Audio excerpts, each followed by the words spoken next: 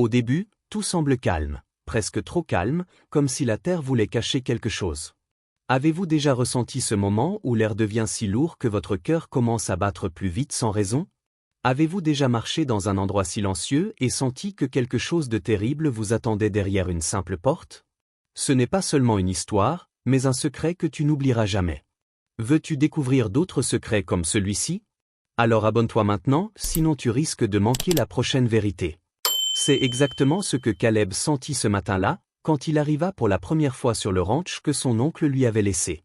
Le vent froid glissait entre les planches cassées de la clôture, comme un souffle qui voulait prévenir d'un danger. Caleb, encore fatigué de la guerre, posa ses bottes sur cette terre dure, espérant trouver enfin un lieu de paix. Mais dès qu'il alla vers la vieille grange, tout changea. La porte grinça fort, un cri métallique qui résonna dans le silence du matin. Il poussa un peu plus, et une lumière grise entra dans l'obscurité. C'est là que son corps se figea d'un coup. 8 silhouettes pendues aux poutres, immobiles, les cordes serrées autour de leur cou. Elles ressemblaient à des ombres perdues qui dansaient doucement chaque fois que le vent passait. Caleb sentit son souffle se bloquer. Il avait vu la mort, il avait marché sur des champs de bataille, mais jamais il n'avait vu une chose aussi cruelle dans un lieu censé apporter la vie. Puis, soudain, dans ce silence glacé, un tout petit son monta, presque comme un soupir. Une des filles encore vivantes. Ses yeux s'ouvrirent un peu, faibles, tremblants, comme si elle appelait au secours avec le peu de force qu'il lui restait. Caleb fit un pas en arrière, son cœur battant si fort qu'il en avait mal. Cette grange abandonnée n'était pas un simple bâtiment oublié. Elle était devenue un piège, un appel à l'aide, une scène de souffrance qu'on avait voulu cacher. Le vent continuait de souffler, faisant bouger les corps avec une lenteur qui glaçait le sang. Et dans la tête de Caleb, une seule question tournait sans fin. Qui avait fait ça, et pourquoi les laisser mourir ici? C'est à ce moment-là qu'il comprit que ce ranch n'était pas un héritage comme les autres. C'était une épreuve, un combat qu'il n'avait pas choisi, mais qu'il ne pouvait plus éviter. Dans ce silence lourd, alors que les images des corps pendus restaient dans son esprit, Caleb sentit revenir tout ce qu'il avait essayé d'oublier. Vous savez, parfois, il suffit d'une seule scène pour réveiller toute une vie de douleur. Avez-vous déjà eu ce moment où une odeur, un bruit, un simple souffle vous ramène des années en arrière, comme si le passé vous attrapait par la gorge? C'est ce qui arriva à Caleb. Ancien cavalier de l'armée, il avait survécu à des batailles où presque tous ses amis étaient tombés. Il était revenu vivant, mais brisé à l'intérieur. Les nuits sans sommeil, les cris qu'il entendait encore dans sa tête, les visages qui disparaissaient sous ses yeux, tout cela l'avait marqué plus profondément que n'importe quelle cicatrice sur sa peau. Et la vie ne lui avait laissé aucun répit. Une épidémie avait emporté sa femme et sa petite fille, les deux seules lumières qui lui restaient. Depuis ce jour, il marchait comme une ombre, buvant pour oublier, vivant sans but, sans maison, sans espoir. Alors quand la lettre arriva, lui annonçant que son oncle lui avait laissé un ranch à Dry Creek, il y vit une dernière chance. Une possibilité de recommencer, de se reconstruire, de respirer enfin loin du bruit de la guerre et de la douleur. Il rêvait de réparer la maison, de mendier les clôtures, de passer ses journées à écouter le vent passer sur la prairie. Mais en réalité, ce ranch était tout sauf un refuge. Les clôtures étaient brisées, le toit menaçait de tomber, et maintenant cette grange cachait un secret plus sombre que tout ce qu'il avait vécu. En regardant les 8 filles suspendues, Caleb sentit une vieille blessure s'ouvrir encore une fois. Comme si le monde lui disait « Tu ne peux pas fuir ». Pourtant, au fond de lui, une chose étrange commença à bouger. Une chaleur qu'il croyait morte depuis longtemps. Peut-être parce qu'il avait vu dans les yeux de la première fille vivante la même peur que dans ceux de sa propre enfant le jour où elle l'avait quitté. Une peur silencieuse qui demande seulement qu'on tende la main. Ce moment alluma quelque chose en lui. Une question simple, mais lourde. Si ce ranch était vraiment son héritage, alors quel rôle le destin voulait-il qu'il joue ici? Caleb resta quelques secondes immobile, comme figé entre la peur et le devoir, puis quelque chose dans son cœur se réveilla d'un coup, quelque chose qu'il croyait perdu depuis longtemps. Vous avez sûrement connu ce moment où l'on doit agir sans réfléchir, parce que si on attend une seconde de plus, tout peut s'effondrer. C'est exactement ce qui arriva. Il s'avança vers la première fille suspendue, ses mains tremblaient un peu, mais son regard était ferme. La corde était serrée si fort autour de son cou que la peau était marquée en rouge sombre. Caleb sortit son vieux couteau de chasse, celui qu'il avait gardé comme unique souvenir de sa vie passée, et d'un geste rapide il coupa la corde. Le corps tomba lourdement dans ses bras, froid comme la pierre. Il la posa au sol, sur la paille humide, puis frappa doucement son dos pour aider l'air à revenir. Un râle, faible mais réel, sortit de sa gorge. Elle respirait. Sans perdre un instant, il passa à la deuxième. Puis à la troisième. À chaque corde qu'il coupait, son cœur battait plus vite, comme s'il avait peur d'arriver trop tard. La grange semblait respirer avec lui, chaque bruit du vent devenait un avertissement, chaque craquement de bois faisait monter la tension. Le sol se couvrait de corps fragiles, presque sans vie, mais encore assez vivants pour espérer. La sueur coulait sur son front malgré le froid du matin, ses mains étaient brûlées par les frottements des cordes, mais il continuait sans s'arrêter. Il ne pensait plus à lui, plus à sa douleur, plus à son passé. Seulement à ces 8 vies qui dépendaient de lui, à chaque souffle qu'il voulait sauver. Quand il coupa la dernière corde, ses bras étaient lourds, ses genoux tremblaient un peu, et son souffle était aussi court que celui des filles qu'il venait de descendre. Il les traîna une par une hors de l'ombre humide pour les mettre dans la lumière du soleil qui montait lentement. Une faible chaleur revint sur leurs joues pâles, comme si la vie essayait timidement de reprendre sa place. Une des filles ouvrit les yeux, à peine, ses lèvres sèches tremblant pour former quelques mots qu'il comprit comme une demande d'aide. À cet instant, Caleb sentit un poids immense tomber de ses épaules, il n'était plus seul. Il avait une responsabilité. Et il savait que couper ses cordes n'était que le début d'une épreuve bien plus grande. La lumière du jour descendait lentement quand Caleb ramena les 8 filles dans sa petite cabane. Avez-vous déjà senti cette peur silencieuse qui s'accroche à votre peau, comme si quelque chose d'invisible tournait autour de vous? Comme si le monde devenait trop calme, trop fragile? C'est ce qui remplissait la pièce quand il déposa les filles autour du feu qu'il venait d'allumer. La cabane sentait l'humidité, le bois pourri, et un peu la fumée, mais c'était le seul endroit avec un toit. Les flammes éclairaient doucement les visages pâles des filles, leurs yeux parfois ouverts, parfois perdus, comme si elles ne savaient plus si elles étaient vivantes ou encore en train de tomber dans le vide. Caleb déchira un vieux morceau de chemise pour faire des bandages et les posa soigneusement autour de leur cou. Chaque fois qu'il touchait l'une d'elles, elle tressaillait, comme si les cordes étaient encore là. Leur respiration était faible, parfois brisée par une toux sèche. Il leur donna de petites gorgées d'eau, juste assez pour humidifier leurs lèvres fissurées. Une fille but trop vite et se mit à tousser violemment, mais elle serra la tasse comme si elle avait peur de la perdre. Une autre détourna la tête, incapable d'accepter même une goutte. Caleb ne força personne. Il posa simplement l'eau à côté d'elle. Dans la chaleur du feu, il observa leurs visages fatigués, leurs corps tremblants, leurs yeux où se mélangeaient peur et colère. Et soudain, son cœur se serra. Il revit sa propre fille, malade, posant sa petite main sur sa chemise pour demander de l'aide. Ce souvenir frappa son esprit comme un coup de couteau. Une des filles, probablement la plus âgée, se redressa lentement. Ses yeux noirs le fixaient avec une méfiance profonde. Elle chercha ses mots, puis demanda en anglais brisé. « Toi, pourquoi aider ?» Une question simple, mais pleine de douleur. Caleb regarda ses mains couvertes de sang sec et de poussière, puis les 8 filles allongées près du feu. Il sentit une chaleur étrange dans la poitrine, comme une vérité trop lourde pour être dite. Il répondit pourtant, « Parce que je ne peux pas regarder quelqu'un souffrir et rester sans rien faire. » La fille le fixa longtemps, puis hocha la tête, un geste minuscule, mais qui changea l'atmosphère. Comme un pont fragile entre deux mondes. Mais même dans ce moment de calme, quelque chose dehors bougeait. Le vent semblait porter un avertissement. La nuit venait de tomber, et avec elle, un danger qu'aucun d'eux n'imaginait encore. La nuit venait juste de s'installer, une nuit si sombre qu'on aurait dit que le ciel voulait cacher quelque chose de terrible. Avez-vous déjà entendu un bruit si léger au début que vous pensez que c'est seulement le vent, puis il devient plus fort, plus lourd, comme un battement de cœur géant qui approche? C'est exactement ce que Caleb sentit quand un son lointain traversa la prairie. Au début, ce n'était qu'un tremblement faible dans le sol. Puis les vibrations devinrent plus claires. Des sabots. Des chevaux. Beaucoup de chevaux. Caleb se leva brusquement, le souffle court, son fusil dans la main. Il jeta un regard vers la porte, ses yeux brillant dans l'ombre, puis vers les 8 filles encore faibles, leur respiration courte près du feu. Le vent entra par les fissures du mur, portant avec lui une odeur de poussière chaude et un danger invisible. Il s'approcha lentement de la porte, ouvrit une petite fente et regarda dehors. Au loin, une longue ligne de lumière avançait, comme un serpent de feu glissant silencieusement à travers la nuit. Des torchers. Des dizaines de torchers. Les vibrations devinrent des chocs. Les sabots tapaient dans la terre sèche, faisant trembler tout le sol autour de la cabane. Les filles sursautèrent, leurs yeux se remplissant d'une peur soudaine. La plus âgée se redressa, son visage pâle éclairé par le feu. Elle murmura quelque chose dans sa langue, une phrase rapide, pleine de panique. Les autres filles répondirent d'un souffle, leur voix tremblante. Caleb ne comprenait pas les mots, mais il comprit très bien le ton. Elle savait qui venait. Elle savait que ses chevaux n'étaient pas là pour sauver qui que ce soit. En quelques secondes, les torchers encerclèrent la ferme entière.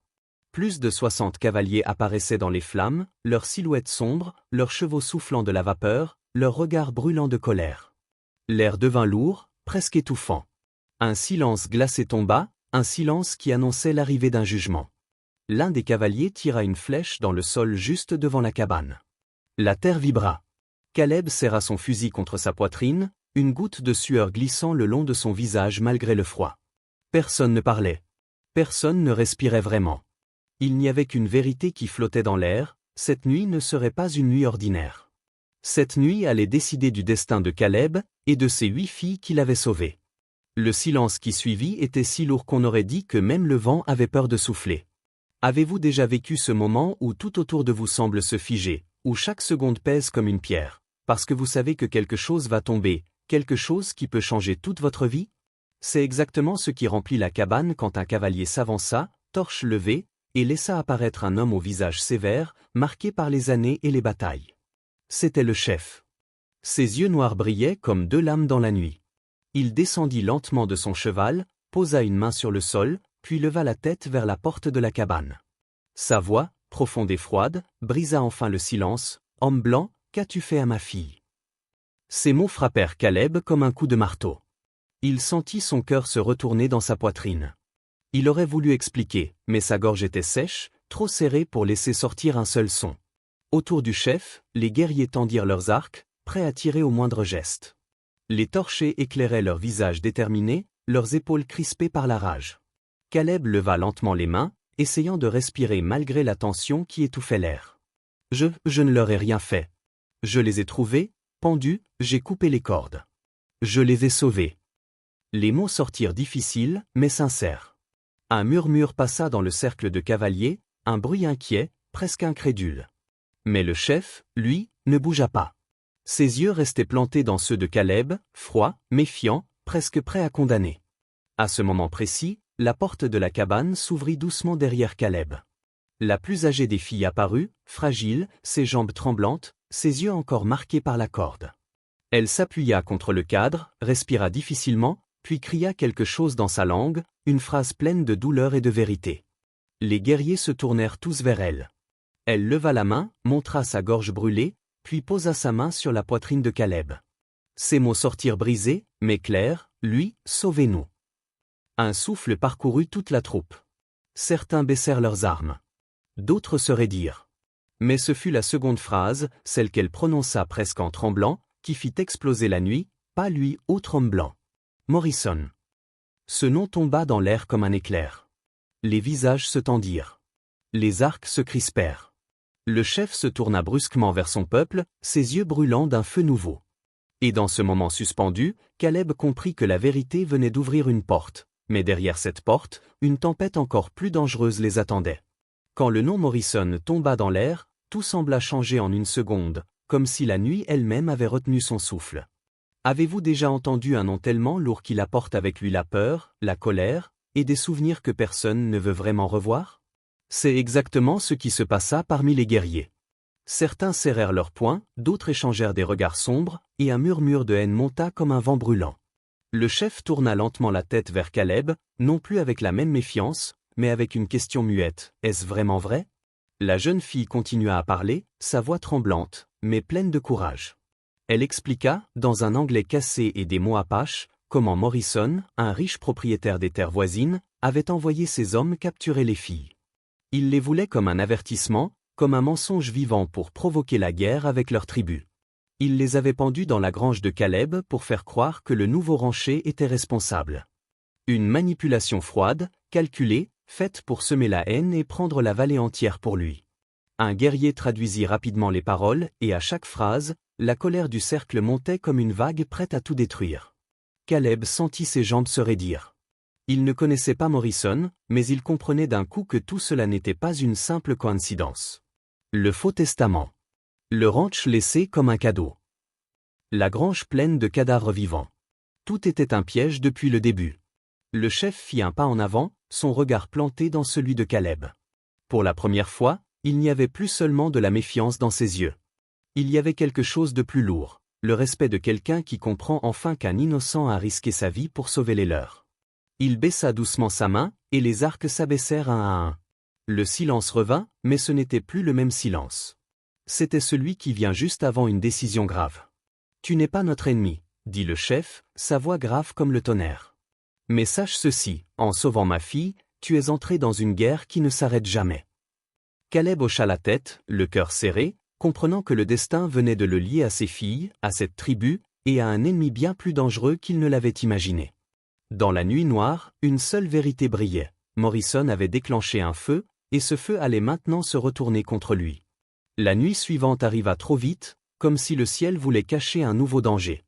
Avez-vous déjà senti que quelque chose approche avant même de l'entendre, comme une ombre qui glisse dans votre dos? C'est ce que Caleb ressentit quand il était enfin assis quelques minutes, essayant de reprendre son souffle après tout ce qui s'était passé. Le vent soufflait fort, secouant la petite cabane, mais un autre bruit, plus profond, plus mauvais, commença à monter depuis la route. Un rire. Un rire lourd, cruel, qui ne venait jamais seul. Caleb se redressa d'un coup, attrapa son Winchester, et regarda par la fissure de la fenêtre. Des torchers apparaissaient au loin, jetant sur la prairie une lumière rouge comme celle d'un incendie. Mais cette fois, ce n'étaient pas les guerriers Apaches. C'étaient des hommes blancs. Des cavaliers armés. Une trentaine. Et devant eux, assis sur un grand cheval noir, la silhouette massive de Morrison. Son manteau sombre flottait dans le vent, et son sourire glacial traversait la nuit. Il leva une torche très haut et cria d'une voix brutale, « Caleb Stratton. Cette terre est à moi. Je t'ai envoyé un faux testament pour t'amener ici, et maintenant je vais brûler ce ranch avec tout ce qu'il contient. » Avant même que Caleb puisse répondre, Morrison abaissa son bras. Ses hommes lancèrent en même temps leurs torchers vers les clôtures sèches. Le feu explosa d'un seul coup, courant sur le bois comme un serpent de lumière. En quelques secondes, le ranch devint un cercle de flammes. Caleb se précipita au sol pour éviter les premières balles. Les filles dans la cabane crièrent de peur. Le bois trembla sous les impacts des tirs. Caleb rechargea son fusil et tira en direction du premier cheval. L'homme tomba. Puis un autre. Le bruit du combat devint un chaos, tirs, flammes, hurlements, chevaux affolés.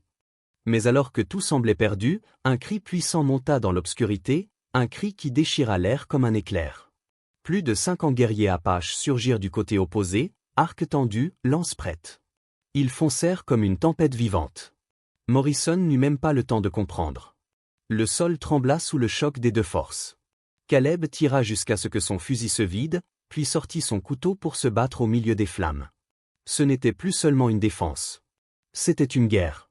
Une guerre qu'il n'avait pas choisie, mais qu'il devait maintenant terminer pour sauver 8 vies et sauver la sienne. La fumée épaississait l'air, les flammes montaient haut, et la terre tremblait encore sous les sabots et les cris. Avez-vous déjà vécu un moment où tout semble se passer trop vite, comme si le monde brûlait autour de vous et que vous ne pouviez compter que sur votre courage? C'est exactement ce que Caleb ressentit au milieu de ce chaos. Les tirs sifflaient près de ses oreilles, la chaleur du feu brûlait sa peau, et chaque souffle qu'il prenait avait le goût de cendre. Il voyait les guerriers Apaches se battre avec une force désespérée, leurs silhouettes dansant entre les flammes, leurs arcs projetant des flèches qui trouvaient leurs cibles les unes après les autres. La nuit ressemblait à un champ de bataille vivant. Et puis, à travers toute cette tempête, Caleb aperçut Morrison. Le tyran tentait de s'échapper, tirant violemment sur les rênes de son cheval. Son manteau noir était éclaboussé de poussière et de sang, et son visage, autrefois arrogant, n'était plus qu'une grimace de peur pure. Caleb courut à travers la fumée, son couteau serré dans la main, mais Morrison était déjà loin, poussé par sa panique. Alors un jeune guerrier Apache, rapide comme le vent, tira une flèche longue et fine. Elle fendit l'air avec un sifflement sec et alla se planter dans le dos de Morrison. Le cri qu'il poussa se perdit presque dans le vacarme. Son corps glissa lourdement hors de la selle et tomba au sol, avalé par la poussière et les braises. C'était fini. L'homme qui avait voulu détruire une vallée entière, qui avait pendu 8 filles innocentes pour provoquer une guerre, venait de mourir comme un lâche en pleine nuit. Les derniers coups de feu s'éteignirent peu à peu. Le vent fit retomber les cendres, laissant apparaître le ranch presque entièrement brûlé, mais encore debout. Caleb resta immobile un moment, le souffle court, regardant autour de lui. Les guerriers Apaches baissaient leurs armes. Certains pleuraient leurs blessés. D'autres remerciaient les esprits pour la survie. Et lui se tourna vers la petite cabane. Les 8 filles étaient toujours là, serrées les unes contre les autres, leurs yeux brillant dans la lumière tremblante du feu. Elles étaient vivantes. Vivantes grâce à lui, grâce à son courage. Caleb sentit une grande fatigue l'envahir, mais aussi quelque chose qu'il n'avait pas ressenti depuis des années, la certitude qu'il avait fait ce qui était juste. Il n'était plus un homme perdu dans la douleur. Il était un homme qui avait protégé des innocents, même au prix de sa propre vie. Quand le silence revint enfin, il ne ressemblait plus au silence menaçant de la nuit. C'était un silence doux, fragile, comme un souffle nouveau qui voulait reconstruire ce que la violence avait brisé. Avez-vous déjà vu un matin qui semble différent, comme si la lumière elle-même voulait vous dire que quelque chose a changé en vous? C'est exactement ce que Caleb ressentit en voyant les premières lueurs de l'aube glisser sur la prairie brûlée. La fumée montait encore en petits nuages, les clôtures n'étaient plus que des lignes noires dans la terre, et pourtant, quelque chose dans l'air semblait plus léger. Les guerriers Apaches étaient encore là, silencieux, fatigués, mais debout. Ils n'étaient plus des ennemis pour lui. Ils étaient devenus des alliés, presque une famille née du feu et du sang. Le chef s'approcha lentement et posa une main forte sur l'épaule de Caleb. Il ne dit pas grand-chose, mais son regard parlait pour lui, un regard de respect, de reconnaissance, et d'un lien que rien ne pourrait effacer. Caleb se tourna ensuite vers la cabane, là où les 8 filles se reposaient.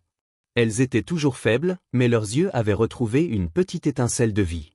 Elles n'étaient plus des ombres suspendues dans une grange. Elles étaient des survivantes. Quand il entra dans la cabane, les flammes du petit feu éclairèrent leurs visages. Certaines sourirent timidement, d'autres baissèrent les yeux avec une émotion qu'elles n'avaient pas encore les mots pour exprimer. Mais toutes savaient une chose, cet homme les avait protégées jusqu'au bout. Caleb sentit son cœur se relâcher enfin. Pendant des années, il avait été un homme cassé, sans but, sans lumière. Mais cette nuit, dans la violence et la peur, il avait retrouvé quelque chose de précieux, le courage d'aimer encore la vie, même quand elle vous brise.